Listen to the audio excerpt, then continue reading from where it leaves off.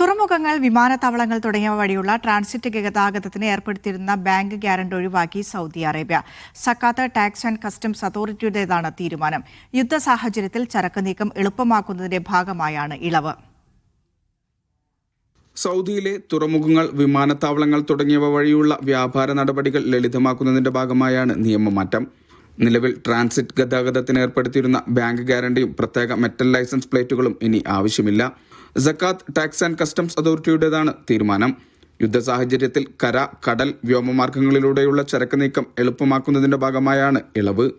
Customs clearance സംവിധാനം ഇതോടെ കൂടുതൽ അയവുള്ളതാകും. വ്യാപാര രംഗത്തെ സാമ്പത്തിക ബാധ്യതകൾ കുറക്കാനും ലോജിസ്റ്റിക്സ് മേഖലയുടെ ശേഷി വർദ്ധിപ്പിക്കാനും പുതിയ നിയമം ഗുണം ചെയ്യും. Vishal Cherpulassery, media 1, Riyadh.